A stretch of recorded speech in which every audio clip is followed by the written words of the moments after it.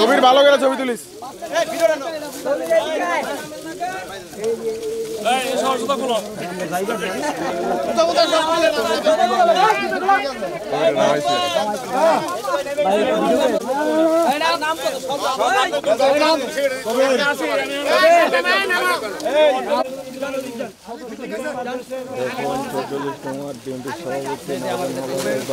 পানিতে নেমে পরিচালনা করে এবং পাশাপাশি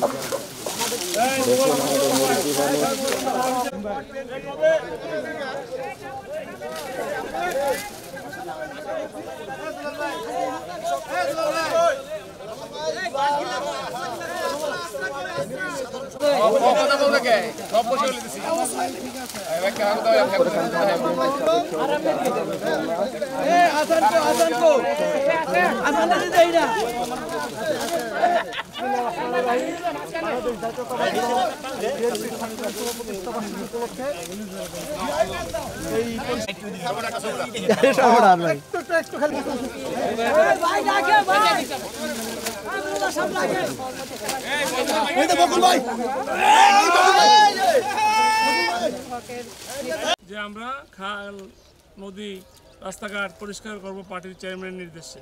আমরা কিন্তু আমাদের একটা প্রোগ্রাম ছিল 47তম জন্মবার্ষিকী উপলক্ষে আমাদের একটা র্যালি ছিল। আমরা সেটা প্রত্যাখ্যান করে জনস্বার্থে, আমরা দেশের সাথে জনগণের স্বার্থে আমরা কিন্তু রাস্তাঘাট পরিষ্কার, ডুবা নালা পরিষ্কার, এই ধরনের খাল বিল পরিষ্কার করার জন্য আমরা আমাদের কর্মসূচি হাতে নিয়েছি। ইনশাআল্লাহ আমি অত্যন্ত খুশি হয়েছি। এই বকুল এবং আহসান সাহেব বলেছে এটা পর্যায়ক্রমে এটা আগামী 7 দিনের মধ্যে পরিষ্কার করবে। এই জন্য আমি বিশেষ ধন্যবাদ জানাচ্ছি। আমি পরিষ্কারের পর আপনারা আমাকে বলবেন, আমরা আবার পার্টির পক্ষ থেকে এসে দেখে আমরা পার্টির উপরে রিপোর্ট করবো যে এরা কথা দিয়েছিল এবং জনস্বার্থে কাজগুলো করেছে।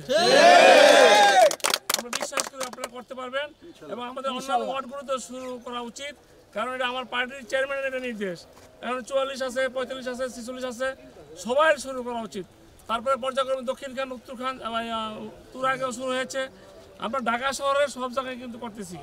আজকে উত্তরখান থেকে আজকে 44-এ মারজানের নেতৃত্বে বা আপনারা যারা আছেন সিনিয়র সবার নেতৃত্বে জামান সহ যে কাজটা উদ্বোধন আমি করতেছি, আমি বিশ্বাস করি এটা কন্টিনিউ থাকবে।